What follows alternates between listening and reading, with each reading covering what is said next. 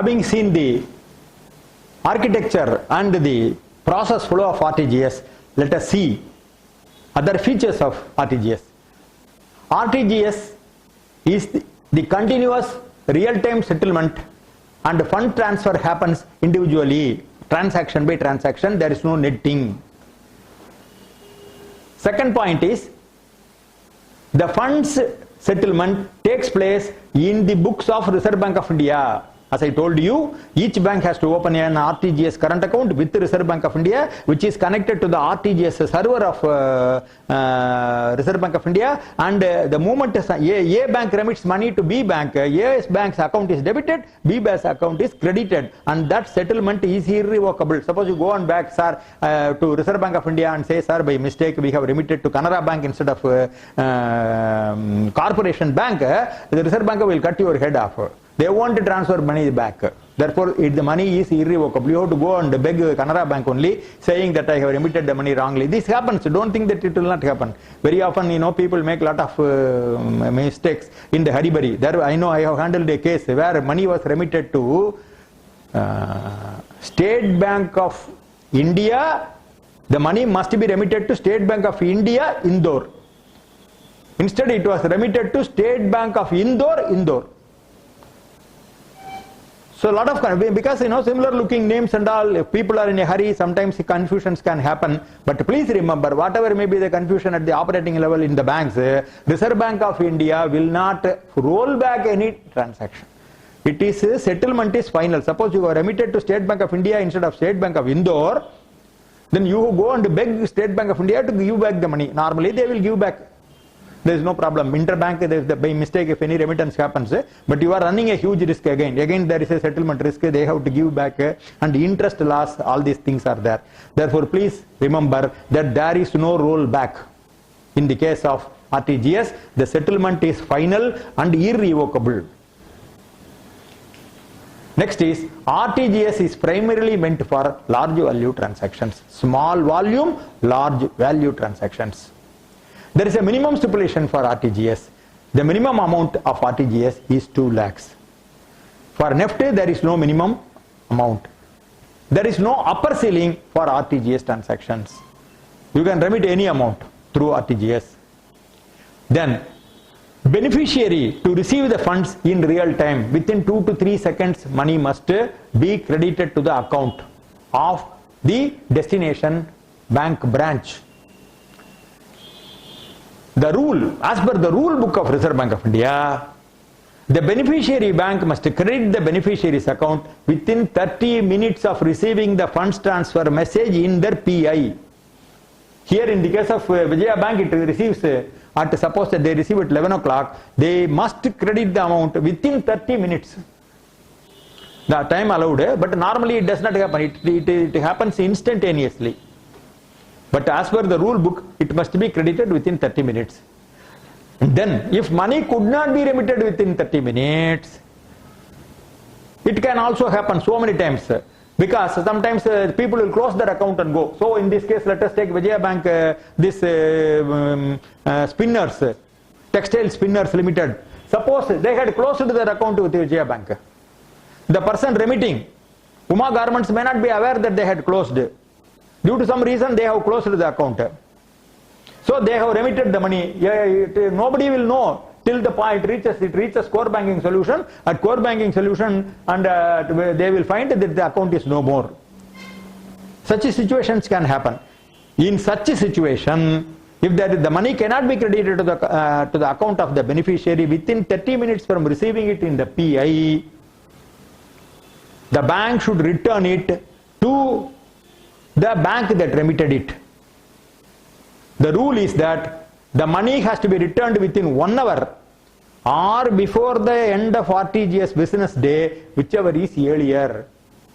Anyhow, today you receive money, you should return back within 1 hour.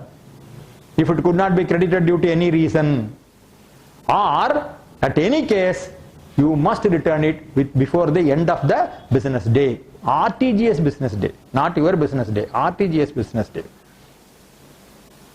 RTGS closes at 8 o'clock. Let us see that also, but before 8 o'clock in the evening. Then let us see the timing of RTGS. There are two types of timings. Earlier we used to have weekdays and Saturdays. Now banks, they have started functioning on the first and third Saturdays. They are on leave on second and fourth Saturday. Therefore Saturday also they are working full. Therefore today nowadays the timing is on all regular days including working Saturdays. The timing is RTGS is open for, this is the Reserve Bank of India timings, please note.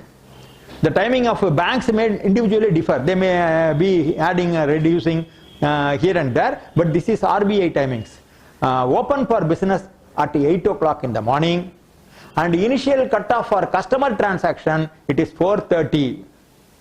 Continuously, from 8 o'clock to 4:30, any number of continuous transactions can happen for customers.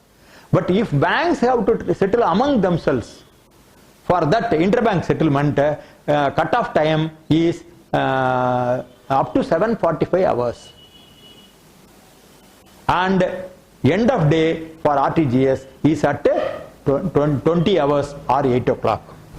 So RTGS is functioning from morning 8 o'clock to evening 8 o'clock as far as the Reserve Bank of India is concerned. Morning 8 o'clock it opens, and up to 4:30 it is open for customer transactions, and then up to 7:45 it is open for interbank transactions at 8 o'clock RTGS, end of day for RTGS. Individual bank timings may vary, which you have to check with the concerned banks. Then what are the charges for RTGS? Such a wonderful and great architecture which is secure, it is encrypted, the message is encrypted all throughout.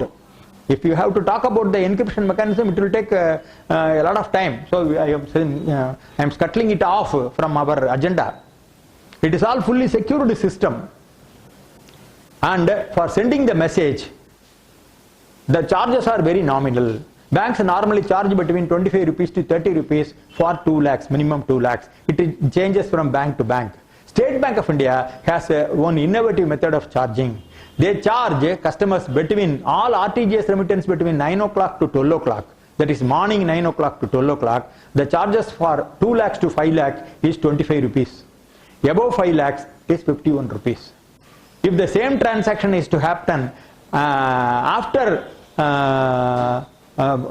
3:30 to 4:30, that is at the end of the day, for same 2 lakhs to 5 lakhs, it will be 31. Earlier it was 25, they charge 6 rupees more. Similarly, earlier above 5 lakhs it was 51, and if this remittance is going to come after 3:30, they will charge 56, 5 rupees more, that's all, not more. So the charges are very, very cheap, very nominal. This is a very, very nominal charge. For doing all these transactions running to hundreds of crores, the charge is only 51 rupees. So this is a great boon to customers because you get a secure, quick, instantaneous credit of amounts running to crores for a paltry fee of something around 56 rupees. So this is a very cheap thing brought out. This is a great service done by Reserve Bank of India to all the public, because they can remit money running to crores of rupees for a very cheap amount. Then let us see now, what is the difference between NEFT and RTGS? More often this question is being asked either in the exam or in the interview. Normally the candidates are asked what is the difference between NEFT and RTGS. Now I think having seen the architecture and the process flow, you will be able to answer this question very efficient, very effectively. Let us see the differences one of the other. First, let us take the first criteria is settlement.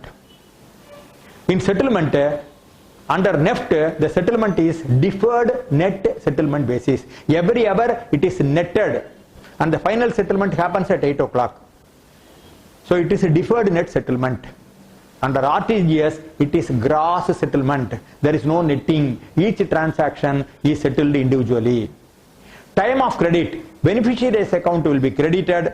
It will take about 1 hour to 1.5 hours or 2 hours for the amount to be ultimately reach the destination branch, bank account of the destination branch. Because it has to go to the service branch, and through that the national clearing cell, there it has to be netted, then it has to be sent to the, so that process it takes about 1.5 hours. On the other hand, in the case of real-time gross settlement, it goes through a different architecture through the server of Reserve Bank of India. It will take in real time possibly within 2 to 3 seconds. From the SMS, from here to here, it will take normally 2 to 3 seconds. Maximum. There is no maximum stipulated by RBI for NEFT. But there are some banks who have fixed some maximum for NEFT. That's so you have to check with the banks. But as far as RBI is concerned, there is no maximum amount for NEFT. Similarly, for RTGS also, there is no maximum amount stipulated by RTGS. Individual banks may fix some maximum amounts. That has to be verified with the concerned banks. Then focus. What is the focus of NEFT? Focus is small value, large volume transactions. Mostly to cater to the middle class people like you and me. NEFT is for small people. A lecturer is there. He is earning a salary of 70,000 or 80,000 rupees. He wants to remit 10,000 to his daughter who is studying in Punjab. This man is living in Bangalore. So he uses NEFT for the transfer. A son is working in Chennai. In TCS, his father is in Guwahati and he wants some money for medical treatment. Son remits about 25,000 rupees to him. That will all go through NEFT.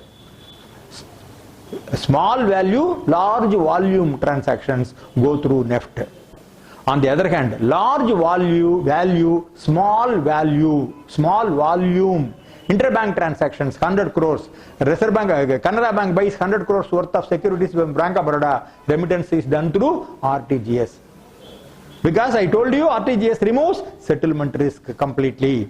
Therefore, large value, small volume transactions happens through RTGS. Large corporates remit money from one to another. Large corporates remit money to bank.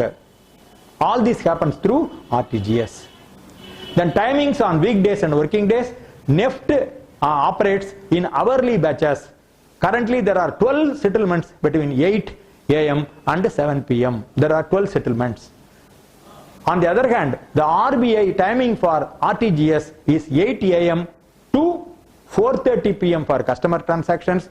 But after it is for interbank transactions up to 7:45. At 8 o'clock it is RTGS end of day. So these are the various differences between NEFT and RTGS. NEFT is for common people like you and me, and RTGS is for large value, small volume transactions of corporates.